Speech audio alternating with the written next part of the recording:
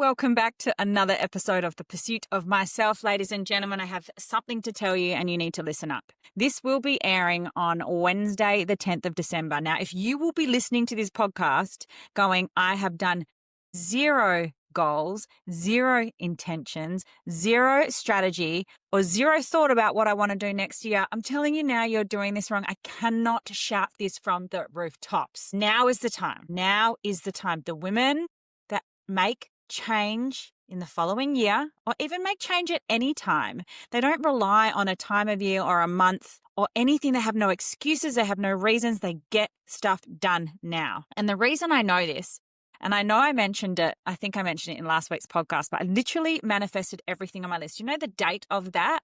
The date where I started to upgrade my identity for this year was the 2nd of November, 2024. Now is the time. If you are wanting change, if you're wanting to have a look at your behaviors, if you're wanting to actually step into the version of self, the identity of self that is going to have everything that she wants, now is the time. The pre-work starts in December. Do not sleep on this one. I am so happy to gift you my 3-day upgrade identity challenge. You just need to reply upgrade. You need to message me on Instagram. I don't care how you do it.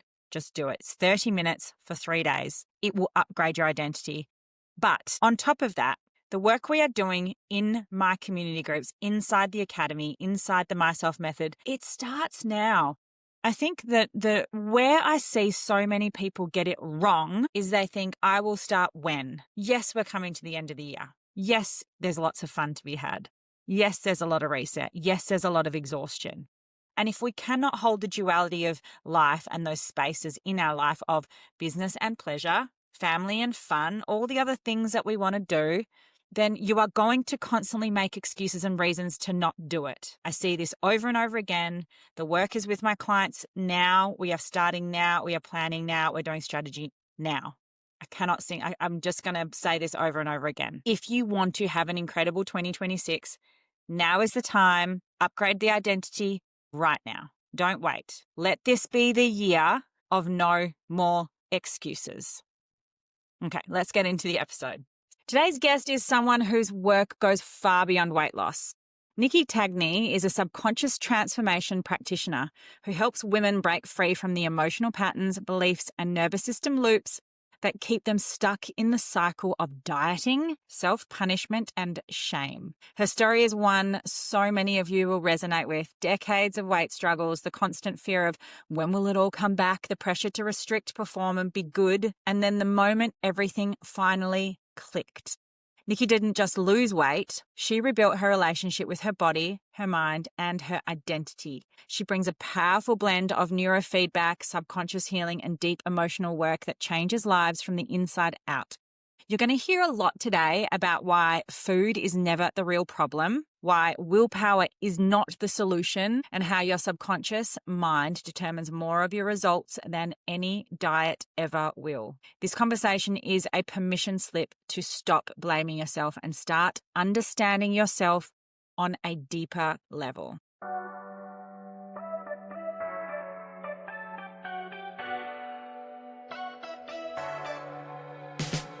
Welcome to the Pursuit of Myself, the podcast. Here we take ownership of our healing. We rewrite the rules, we turn knowledge into wisdom, and we lead our lives with intention. I'm your host, Rayne, and it's my mission to empower you to get back into the driver's seat of your life. Nicky, welcome to the Pursuit of Myself. It's an honor to have you here. I know you have a really strong message for the women and men that listen. There are men that listen to this podcast. I cannot wait to share with them your beautiful work. And I guess to open up, to really get people knowing who is Nicky, I'd love to ask you, what is one of the biggest things that you had to overcome in your life? So the biggest thing by far, Rayne, is the weight struggles that I've had. And most of my adult life, I have struggled with weight. And I always had this absolute fear. And it just ran in this loop all the time. And, I would lose the weight, but I'd be thinking, when is this weight all coming back? When? And it always did, because I guess I was asking it to come back by having this thought loop. And it was a fear that I really just held me back so strongly. And to overcome that now and to actually find true food freedom for the first time in my life and to be at the healthiest and fittest I have been is my biggest, I guess, it has been a biggest goal for me. And I feel so grateful that I've been able to do that and to do that deep work to be able to do it. And for those listening, if they're connecting with this, because that is huge, how do they know they're in that loop? How do they know that their subconscious mind is going like, when's it going to come back on? Like, is there something that you can catch yourself in, or how would they know that they're in that loop? So I guess my thought loop was exactly that. I was literally saying to myself, when is this weight all going to come back? And I would start a diet, I would lose the weight, and no amount of dieting is going to fix that problem. That is an emotional problem, and no amount of willpower, because literally it just does not work. And so, I know a lot of women are dieting, they're weighing themselves every day. And if you're in that cycle where you're diet after diet, you're starting over on Monday, then it's not the answer. How did you decide finally that you are no longer going to be a victim to your loop cycle? Yeah. So, look, I was studying hypnotherapy and I was in London, and for the first time, it was offered a program called the Dietless Life program. And it is all about no more dieting because diets don't work. And literally, I just knew this was my calling. And I knew it was the answer to my issues. And I knew I could help a lot of people by studying this. So I just knew everything in me. I had to do it. And so I did the Dietless Life program and I healed my own struggles through that program. And it's really connecting us back to our bodies again. Because with all the dieting we've done, all the restriction, I've got to go to the gym, 10 times a day, weigh myself every single day, has completely disconnected us from our bodies. And so it's all about connecting back and understanding where the struggles lied and getting to the root cause of what is really going on. And once I did that and I got that understanding, it was because we can't heal what we don't understand. And to get that understanding, it was completely life-changing. And I felt freedom for the first time in my life. Because we know, and you often say that, weight is never about food or willpower. It's something that's emotionally tied. So when you did your deep dive work, how did you know that you actually got to the root of the yo-yo dieting or the looping belief that it was going to come back on? How did you actually know? Oh, so I went back. I had to go back. I had to go back and find out where all this was coming from, because I knew it wasn't about the food I was eating, but it was what was actually eating me up inside. And, a lot of us are stuffing down our feelings with food. Sometimes we're getting connection through food, and we might feel that food is love. And we're always trying to go back to a feeling. And so for me, I regressed back and I went back to when I was 6 years old. And Rayne, I'd always felt heavy in my body. And that heaviness had carried with me through my adult years. And I never understood why I had felt this heaviness until I regressed myself and went back to find out why. And through hypnotherapy, that helped me. And I went back to a scene that I went back to when I was 6 years old. And before I say this, my dad, he didn't know what he was saying. He thought it was funny. So I just want to say that. But he would call out to me and he would say, "Here comes the baby elephant thundering down the hallway." Out of love, but you don't know that at that age, do you? I was 6 years old. I didn't want how the world worked. I thought, Dad's calling me a baby elephant. Baby elephants or elephants, they're heavy. I thought to myself, I must be heavy. And so I carried that. And that was the start of this heaviness feeling. So I was one of those people, even at my slimmest, if I walked along floorboards and they creaked, I think that's because I'm heavy, because I'm a baby elephant. And I never connected that actually anyone, the slimmest person, could walk across those floorboards and make them creak. But to me, that's what I always came back to. So it was quite debilitating to carry that heaviness. And once I understood that's where it started for me, that's when everything changed. And I was able to, release that weight. And then there is a lot of training as well, and of being able to talk to the mind and coming at it from a place of, rather than there's no more restriction, because we know restriction never ever works, and really getting our minds on side. It's interesting though, because even as you talk, and I know so many women that they use either restriction or they use they as punishment, right? We have this interesting relationship with food that the weight is punishment. We have to restrict its punishment. There's no sort of integration of how to flow when we don't trust, one, that our body is doing what it's supposed to be doing, two, that the food we're eating is actually nourishing our body. There seems to be this quite disconnect when it comes to dieting. So I love the fact that, that you speak about this with an emotional tie. But for those listening that don't really understand what neurofeedback is, because this is your turning point, right?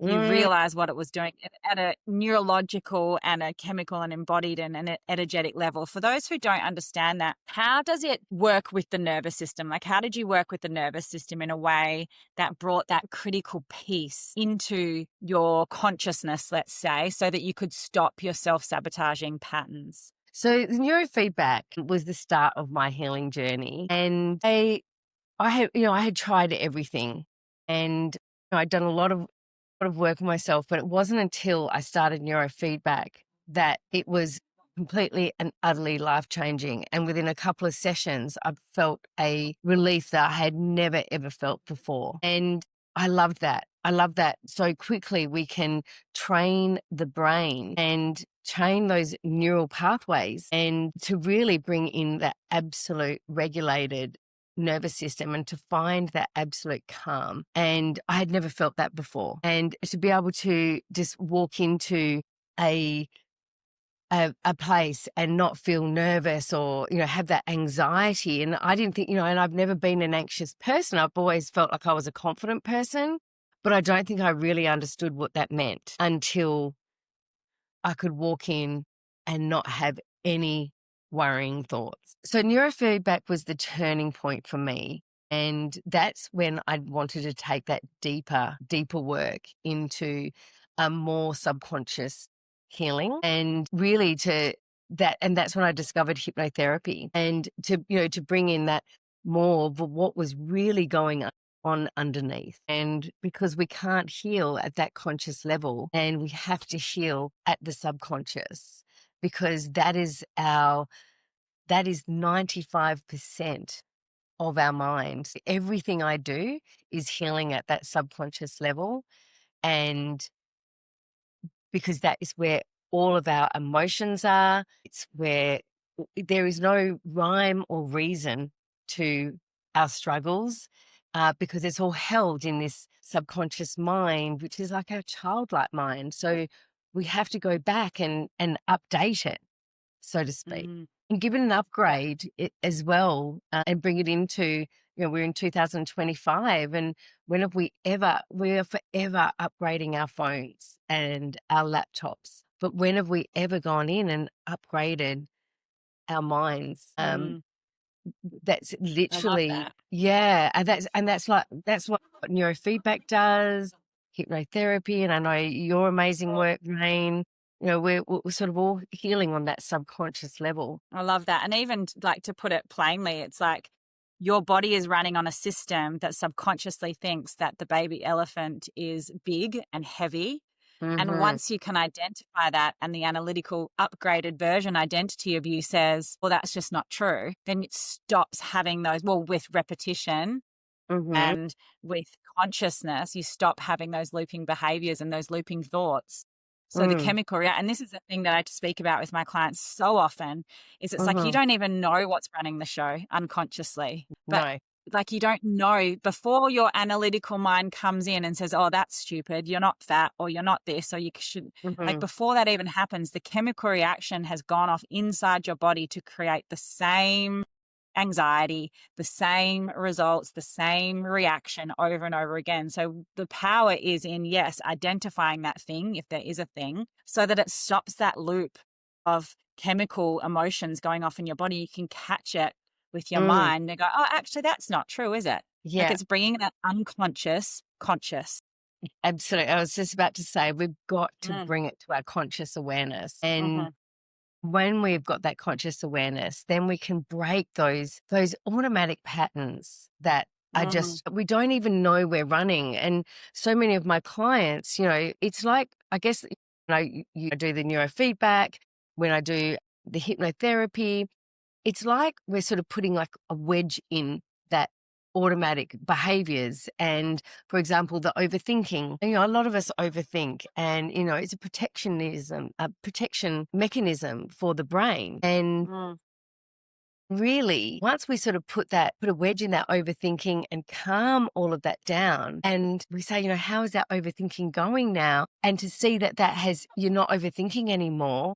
Whereas before it was just running 24/7, life-changing. But you've got to bring it into that, as you say, that conscious awareness, so that we can really understand what's running the show.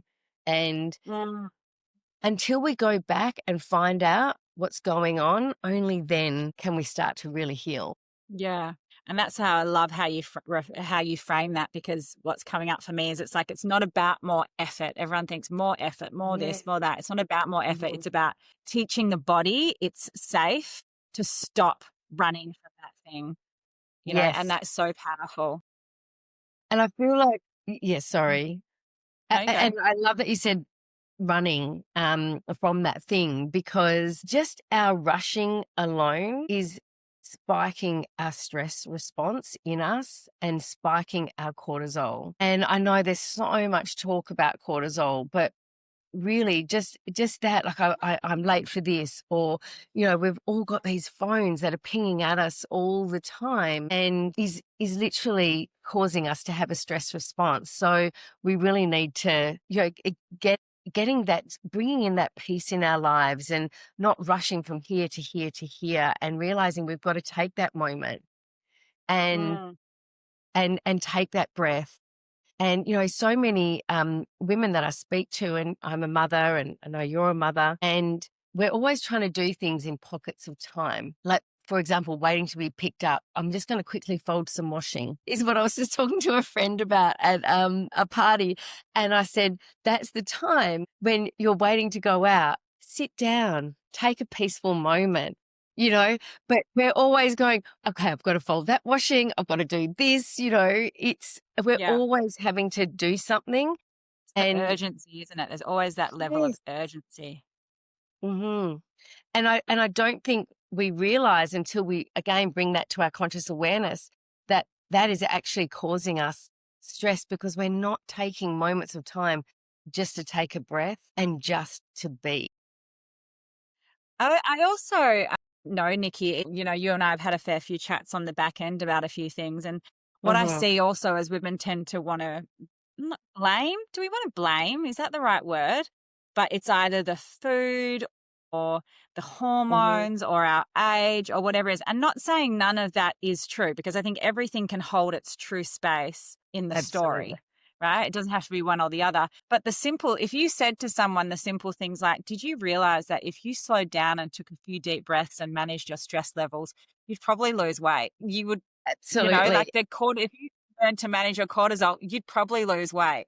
Like the simple things that people don't want to look at, because there's no finger pointing other than to yourself.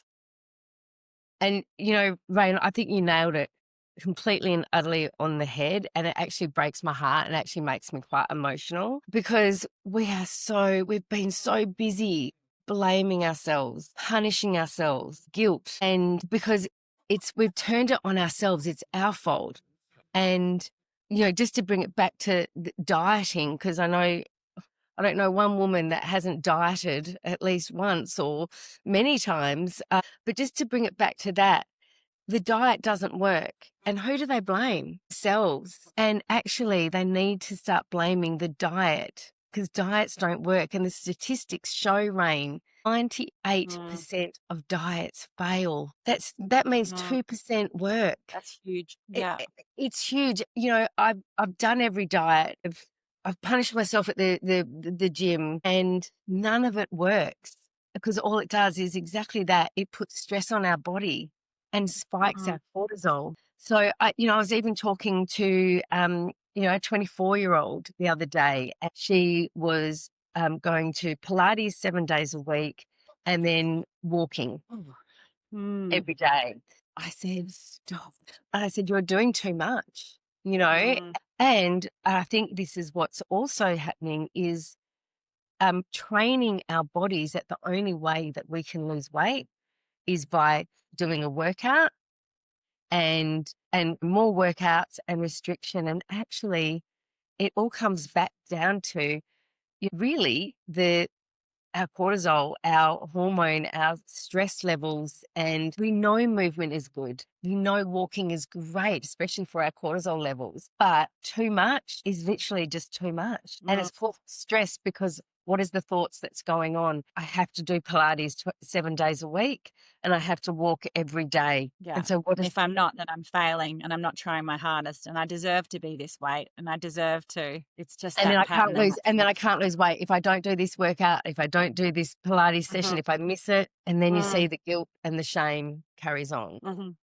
What do you think that is? Because we are living in a generation where we have more access to information than ever before, right? And even for me, who I've started going to gym, I'm working out at incredible Adapt Health down here in Netherlands, and I've only just started lifting proper weights because it took me a while to know the information of my age to go and start lifting weights for my health. That was what it was called. But it did take that complete mind shift to think, oh, I'm not running, 8, 9, 10 Ks. I'm going and lifting weights and then I'm going home. It is hard when we live in this generation of information to, I guess, not know what's right and wrong, but it's so much easier for us to rely on our old programming rather than being open to updating to new ones. Would you agree with that? Yeah, absolutely. Because the brain loves what's familiar. And what is familiar and what have we all been taught? I mean, this beautiful girl, 24 years old, and she's still being taught that pattern until I've said, no, stop, let's do less. And, again, we all know that these things are good for us, but you're doing too much, and maybe do Pilates 3, 4 times a week and then walking on the other days, So I think that we have been programmed to believe this is the only way until it's like we've got to unlearn all these things. And really, muscle is our ultimate anti-aging longevity tool. And what does muscle do? It raises our metabolism. So really a lot of even our young ones that, can do all the cardio. And as we get older, we do the less of those cardios, but even the young ones, it's in the weight training, as you say. But that's something that I guess you weren't doing prior. Is that something that's been new for you? Yeah, so I did a lot of weights training sort of when I was late high school. I was with the WA Institute of Sport for a year and was heavily into my sport. But when I stopped playing, early 20s, early 20s, I just did cardio. Because I had this thing in my head that I'd get big legs and I'd get big arms. And I just let that belief run and run and run and run rather than even investigating my thoughts around why I had that belief. What was my fear around it? What was my reasoning? But I guess also at that stage and age of my life, the only real reason that you work out at that age is to look good. I mean, we all have that part of us, even as we get older, but it's the driving force. And as we get older, our perspective and values and shift. And it's like, no, I want now longevity, and I want to be strong, and I want to be fit and play with my children, and I want my hormones to be balanced. So we seem to have a wider range of reasons as to why we would do something rather than just the way we look. But people can get stuck in that cycle unless one day you wake up and go, okay, how am I actually looking at this? What am I looking at when it comes to exercise and food? And why am I choosing to be this way? So when you say they're looking at, the exercise and the like the way, their why. Yeah, their why. And I agree with you, Rayne. It is to look good. I know, and that I think that is the majority of what is going on for all of us. As you say, even as we get older, I think as we get older, we are doing it more for the health benefits, and we know that we've got to move. That's the science now. But I feel like the majority of the population is always coming into that wanting to lose weight. And unless they're sort of in that percentage, which, probably is only 2%, that haven't struggled, with weight and, have been, it's been easy for them with a body that they've always had since they were younger. But for them they've not had to struggle. They've not had to struggle at the gym, but I feel like the majority of the population, they're saying 70% of the population is not happy with their weight.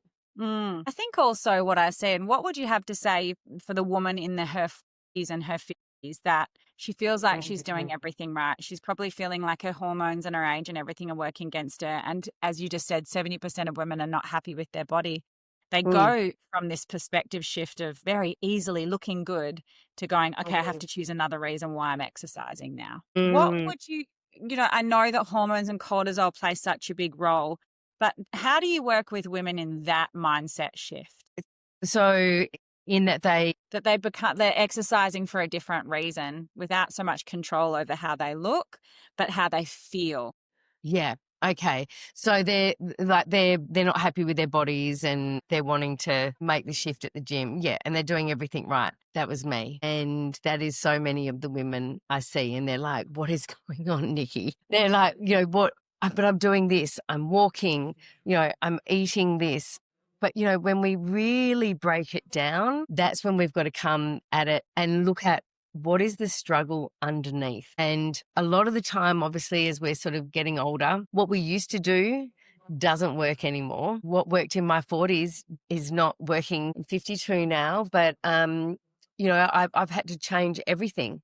And I've had to really look at those hormone levels. And so many of the women that come to me are just saying nothing is working anymore. And they used to just, restrict their calories for a couple of days and the weight would come off and off they go again.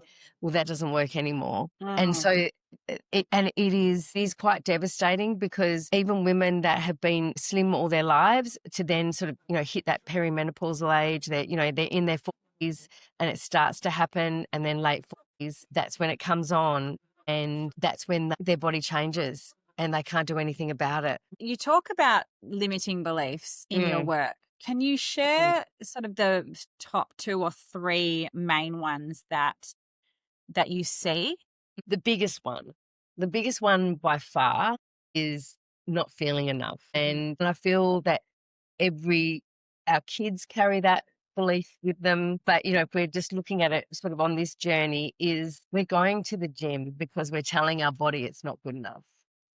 And that is when we're constantly saying, I've got to do this because my body's not good enough, and I've got to eat like this, restrict because my body's not good enough. That's a looping thought that is just constant. And, body hears everything we say.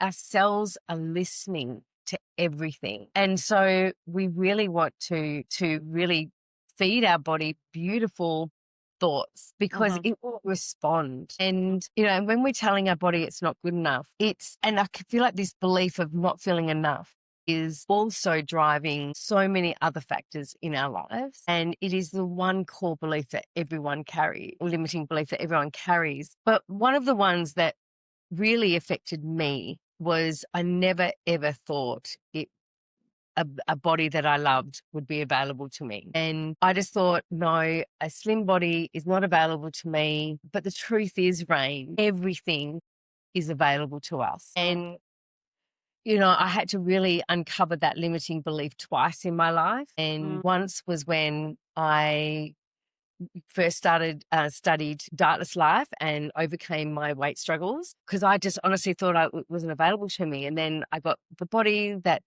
I had always wanted and keep. And my struggles were finally over. And I was like, everything is available to us. And what I want to explain about this belief is I could have a 6-pack tummy if I wanted to, right? But what would that mean for me to get it? That would mean that I would maybe need to do sit-ups all day long and maybe never eat a carb in my life. And yes, I could get that 6-pack stomach. It is available to me. However, do I want to do the work to get that? And so I can get it, but I'm not prepared to do that, right? Is an example. So everything is available to us. And I guess the next time I had to overcome that belief was when perimenopause hit for me and the weight came back. And I thought, oh my gosh, I've done the work. I've done all this emotional work, with the dietless life and getting to the root cause and really going back. And then the weight started to come back on again. And I had my friends say to me, you're just perimenopausal and you just have to suck it up, Nicky. It's part of getting older and it's just part of menopause. And I said, no, I am not sucking this up. And I just absolutely refused. And so that's what led me down the path of, that was the next belief that, yes, it is available to me. And I had to overcome that twice. And I did overcome it. So how did you overcome that in the perimenopause phase then? Because I know a lot of listeners will be saying the same thing. Like, how did you overcome that at this stage of your life? Rayne, nearly, I've got to say, and there's probably a lot of your listeners that might be thinking the same thing. I nearly went on Ozempic. That's how desperate I was. And I can't tell you how many, and again, it breaks my heart. It makes me emotional because so many women come to me and they may have tried Ozempic and it just, or the Monjorno, or the injections, and they just haven't worked. Or they have worked, but then it stopped working. And so I nearly considered it because I thought, I can't go back there. After finding that freedom from the weight struggles for the first time in my life, there was no way I could go back there. And I was desperate. And so I knew that I had to find something. And that's when I found a herbal formulation that balances the body and balances the hormones, and the key ones being cortisol and insulin. And that changed everything for me. When I was supporting those hormones, my body just shifted in ways I've never felt before. And again, it was coming back to that root cause healing. I had done the emotional work. I had everything at my fingertips. I had the neurofeedback, I had the hypnotherapy, but I was missing that critical biochemistry piece. And it was like the missing piece to my puzzle that I put together. So when you just said that Ozempic didn't work, because you only see when people lose weight and you automatically assume that it's kind of an interesting era that we're living in when it comes to that now. Right. No one wants to think that someone, again, shift the blame to someone actually doing the work to get the weight off if they could. So, yes. Everyone goes, oh, they must be on Ozempic. Yes, And absolutely. I don't know why you didn't. Why I didn't? Yeah, why you didn't. So I guess I took a dive into what the injections are doing. And I guess at the forefront of what the injections are doing is eating away at the muscle. And again, it is also, it's like another diet. It is, again, you restrict your calories because you're not hungry. And I just thought that's another diet and I'm just restricting calories again. And that's not the answer.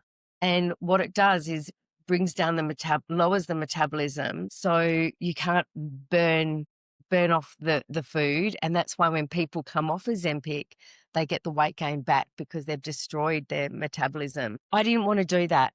And my heart goes out to everyone out there because I know a lot of people are making that decision. But I want you to know that there is another way. And again, I hold no judgment because I understand the pain that people are in and the struggles that people are in. They're frustrated, they're tired, they're exhausted, and they just want a fix.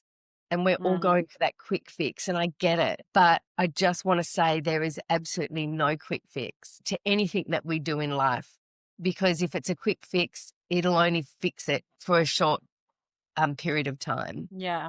I kind of liken it a little bit to, I've gone on my no tox journey for a little while now, a few years, no Botox and fillers and all that. And again, this is said with love and absolutely zero judgment to anyone who chooses to, no judgment from me, but it's just been a personal choice. But again, I'm learning how to face tape and I'm learning, about face yoga, and I see my beautician once every 6 weeks for a beautiful facial. And I'm like that, and that's the slow burn answer to what I'm trying to achieve in my aging process, rather than, a 3-month, then I have to do it again, and then I have to do it again. And gosh, yes, initially it feels really good. But don't worry, I'm looking at my 11 lines and my wrinkles. I'm going that would feel really good. But also, I guess that would be like the Ozempic. You're going to have to deal with it at some stage. Exactly, Rayne. You're going to have to deal with it at some stage. Yeah. But that's just my way of thinking. And that kind of hit me in my late 30s. So I'm on this train for a few years now. Not to say, as you said, it's not tempting just to go zit, zit, but yes, at this stage of my life, I'm going to continue on. And Rayne, I'll say I've been on that journey too.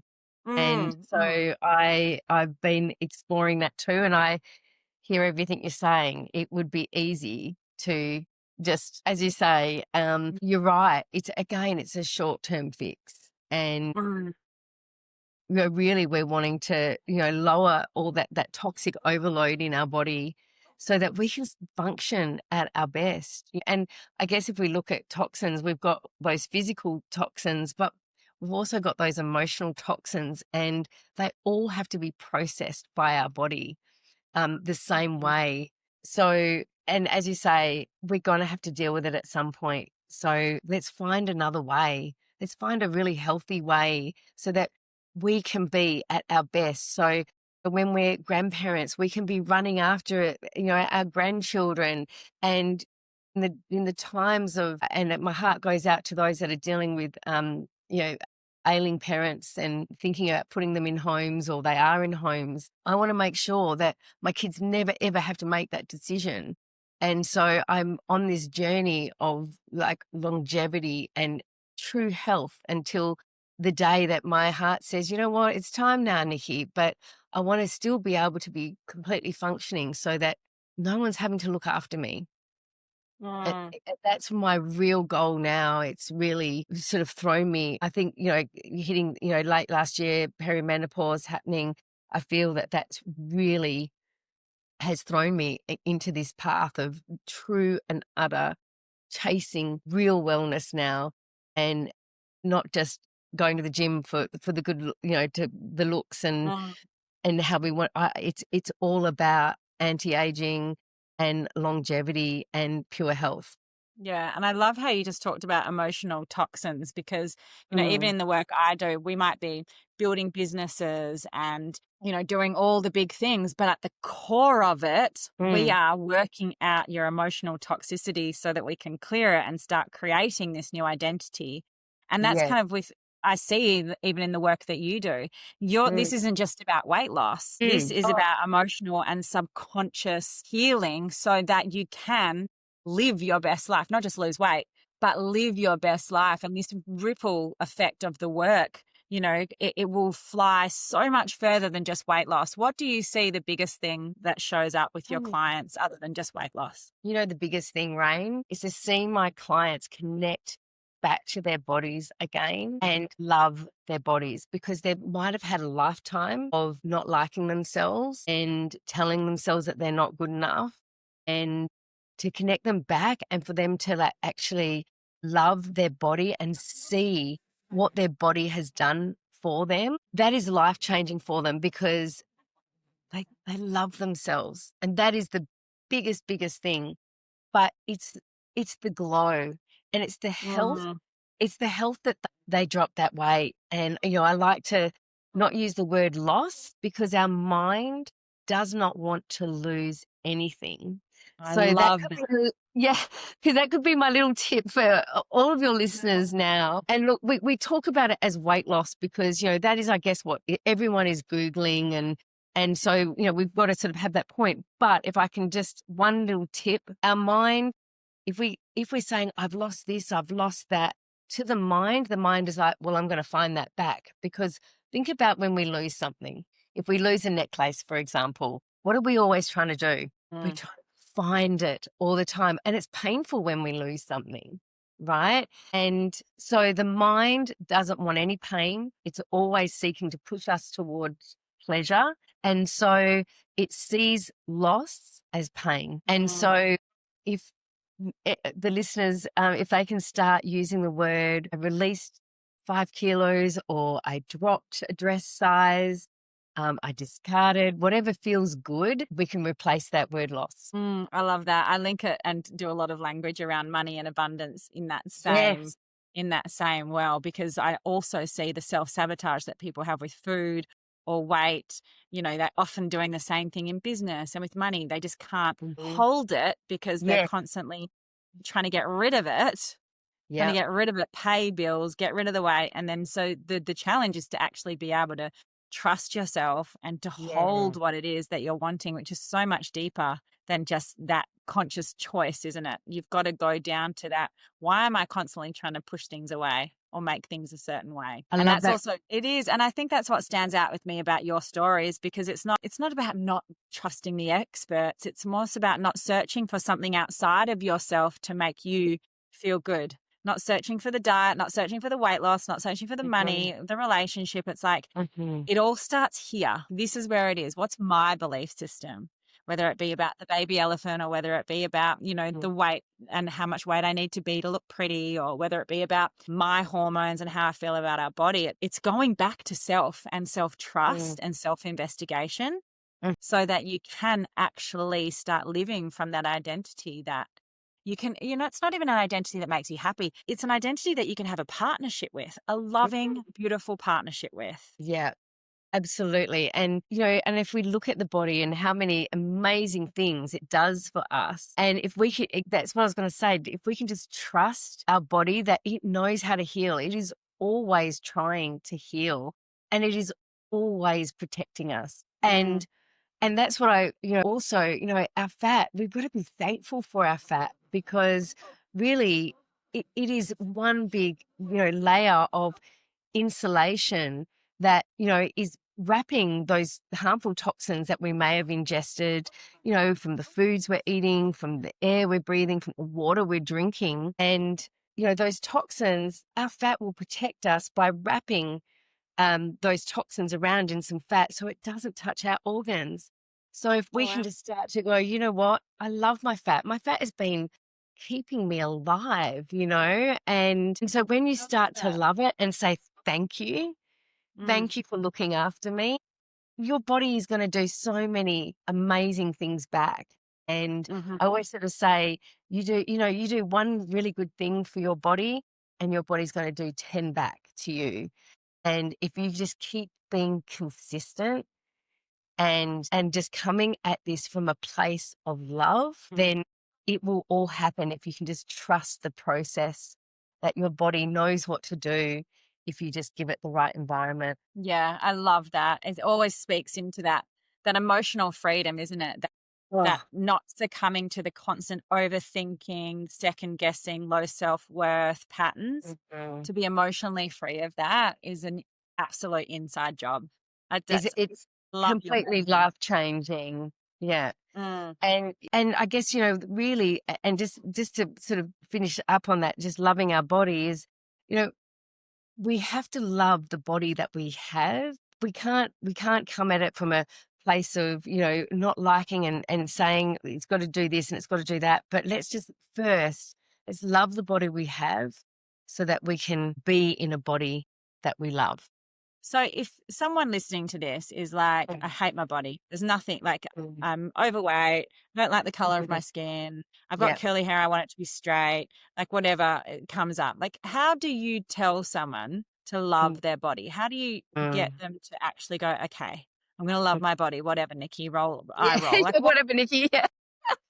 What would you say to them? Okay. So really, I guess that is the deep work. And pretty much everyone that comes to see me is, and I was that person. So I get it. And so it really is doing that work and getting to the root cause of why, what is the weight struggle? What is the weight? What role is the weight playing in your life? And, and really sort of getting to that part of us that is that weight struggle and finding out why. And then it really comes down to understanding that and then rewiring the mind. Everything starts and ends with the mind and how we talk to it. And it is really just starting to teach them about, what their body is doing for them so that they can start to understand. And because, again, we've been taught the wrong ways. We've been taught that the only way to lose weight is by a diet or punishing workouts. And it's just absolutely not true. And obviously there is a certain healthy habits. But I guess people have sort of been led to believe that healthy eating is a diet. And actually that's just the way we're meant to be eating. That's exactly just be the norm. Right. It's just the norm. And it's really interesting because I know a lot of the work we do, like we have a different goal, but even in my foundations course, like I have messages, especially this one woman who was with me for 2 weeks learning about herself. She's like, I just lost 5 kilos. I've got no idea how I did it. Because, it's that emotional work, the lowering of the cortisol, but you have to be willing to look. You've got to be willing to look. And you've got to be willing to do the work. And isn't it funny, right, how when someone says do the work, no one wants to do the work. It's like your body doesn't want to lose weight. No one wants to do the work. Like, how else would we put that to – if we could shout this from the rooftop, whether it be, more money, more intimacy, more love, losing weight, better health, how do you explain to people what the work is? Do you know what, Rayne? The work – and again, to all you beautiful listeners out there, the work does not have to be hard, okay? Amen. Amen.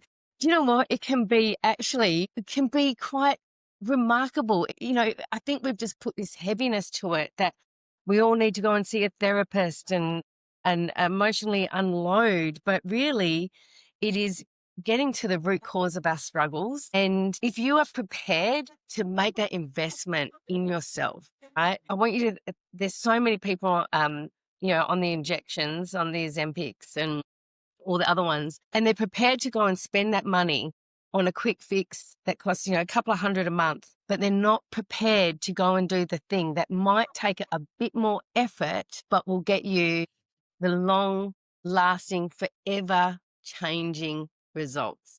Yeah. Amen. I can sing that one from the rooftops. And if you find the right person, your listeners find you, Rayne, and, and my people find me and, if they're prepared to just be coachable as well, I think, they've got to be open. Then if you're prepared to do that, then we can go and find out and let's do this. I love that, Nikki. So I do want to say then, just to round this off, how do my people get in touch with your people? How do they find you and your beautiful work? Because I love your work so much. How do they connect? Thank you, Rayne. And, I absolutely adore your work. So my website is nickytangney.com.au. Or on my Instagram, it is Nicky.Tangney is the handle. And I would love to hear from anyone that is struggling out there with their weight. And I'd love to help you. I love it. I'll put all your details below in the show notes. That's what professional podcasters say anyway. So I'll put it down there. Fantastic. And people can get in touch with you. But it's been a pleasure. Like I love the fact that this isn't just like, go on this and let's count your calories and come see a nutritionist and like, which I see so many people, as you just said, like it's blown my mind up because I also have, people that have talked about doing work with me, but instead have gone to see a nutritionist and done that. And I'm like, whatever floats your boat. But if you do not address the root cause underneath why you are doing this, why you can't hold money, why you are eating the way you are, why you're exhausted, then you're going to repeat. You can just throw money at it, but you're going to repeat the same pattern over and over again. Do the inner work. Yes. Do the inner work. And comes back to that rewiring, so that we can, really, I absolutely agree. I love this, Rayne. Thank you. It's been such a pleasure to talk about. And yeah, so it's my heart-led work now. My soul-led work is this because so many people are struggling. Yeah, you can feel that. Thank you. Thank you very much for coming on. And I'm sure we will be in touch with a million other questions very, very soon. Oh, I would love that. Thanks, Rayne. Nikki. Okay. Bye.